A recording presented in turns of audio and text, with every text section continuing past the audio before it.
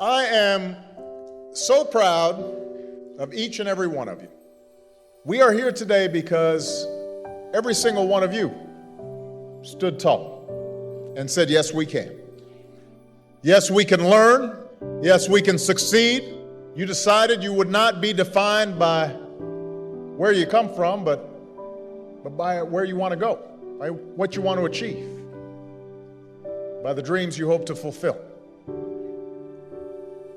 For we gather here tonight in times when the very foundations of our lives, the old order has been shaken. The old ideas and institutions have crumbled, and a new generation is called upon to remake the world. And let me be clear, when I say young, I'm not just referring to the date of your birth certificate. I'm talking about an approach to life, a quality of mind and a quality of heart. We need people like you to step up. We need your daring, we need your enthusiasm, we need your energy, we need your imagination.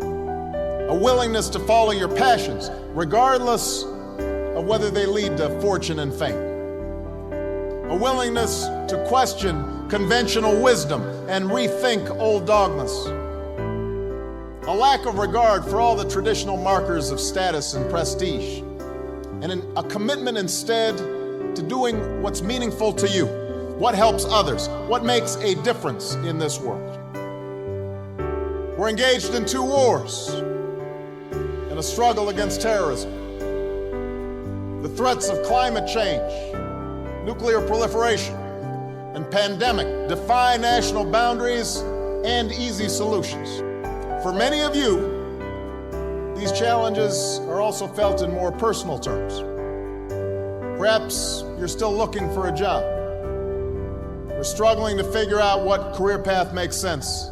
Now, in the face of these challenges, it may be tempting to fall back on the formulas for success that have been peddled so frequently in recent years. It goes something like this. We too often let the external, the material things serve as indicators that we're doing well, even though something inside us tells us that we're not doing our best, that we're avoiding that which is hard but also necessary, that we're shrinking from rather than rising to the challenges of the age. And the thing is, in this new hyper-competitive age, none of us can afford to be complacent. That's true whatever profession you choose. Professors might earn the distinction of tenure, but that doesn't guarantee that they'll keep putting in the long hours and late nights and have the passion and the drive to be great educators. The same principle is true in your personal life.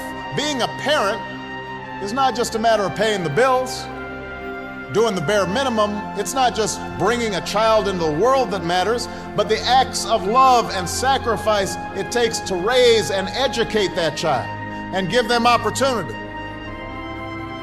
I'm standing here as president because of the education that I received.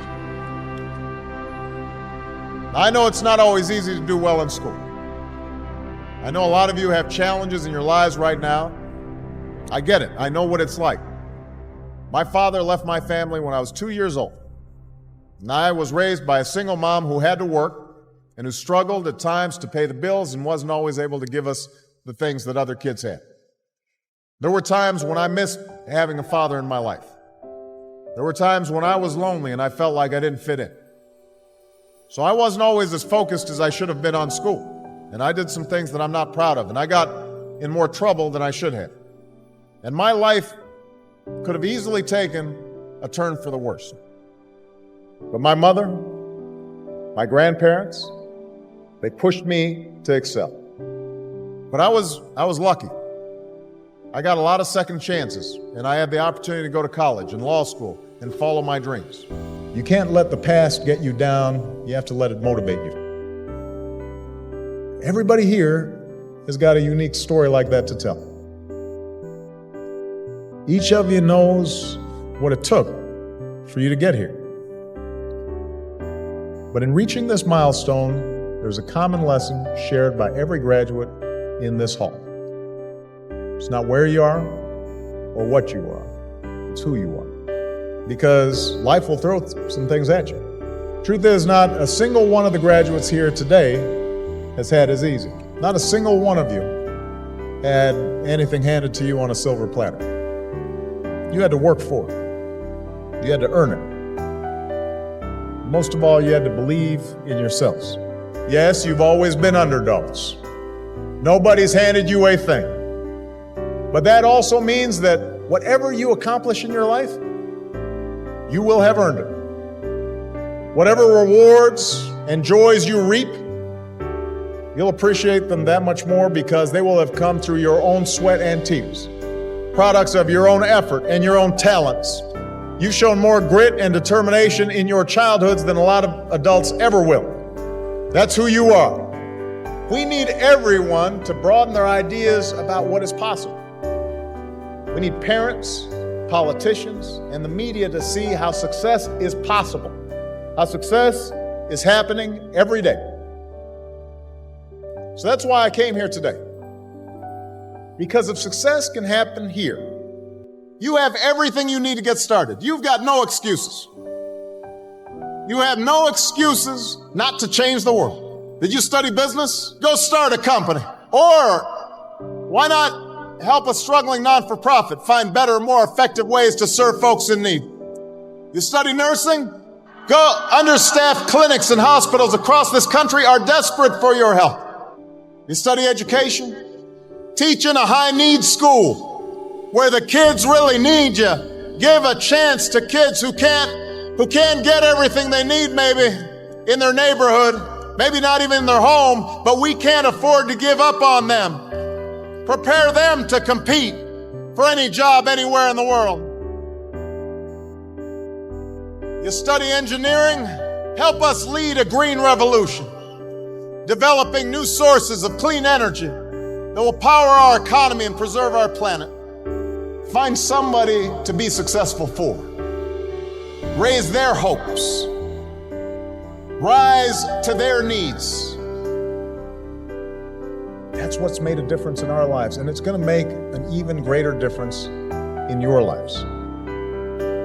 Not just for your own success, because we live in a new world now. The hard road does not end here. Your journey has just begun. It won't protect you against every setback or challenge or mistake. You'll make some, I promise. You're going to have to keep working hard. You're going to have to keep pushing yourselves. And you'll find yourself sometime in situations where folks have had an easier time. They're a little bit ahead of you, and you're going to have to work harder than them. And you may be frustrated by that. You may have setbacks and you may have failures, but you're not done. You're not even getting started. And if you ever forget that, just look to history. Colonel Sanders didn't open up his first Kentucky Fried Chicken until he was in his 60s. Winston Churchill was dismissed as little more than a has-been who enjoyed scotch a little bit too much before he took over as prime minister and saw Great Britain through its finest hour. When you read a great story or you learn about an important moment in history, it helps you imagine what it would be like to walk in somebody else's shoes, to know their struggles. Each of them, at one point in their life, didn't have any title or much status to speak of, but they had passion, a commitment to following that passion wherever it would lead, and to working hard every step along the way. But if you do push yourselves, if you build on what you've already accomplished here, then I couldn't be more confident about your futures. I'm hopeful and I'm excited about what all of you can achieve. And I know that armed with the skills and experience and the love that you've gained, you're ready to make your mark on the world. So thank you. Thanks for inspiring me. I know starting your careers in troubled times is a challenge, but it is also a privilege. Because it's moments like these that force us to try harder and dig deeper and to discover gifts we never knew we had, to find the greatness that lies within each of us. So don't ever shy away from that endeavor. I can promise that you will be the better for that continued effort. Congratulations. God bless you.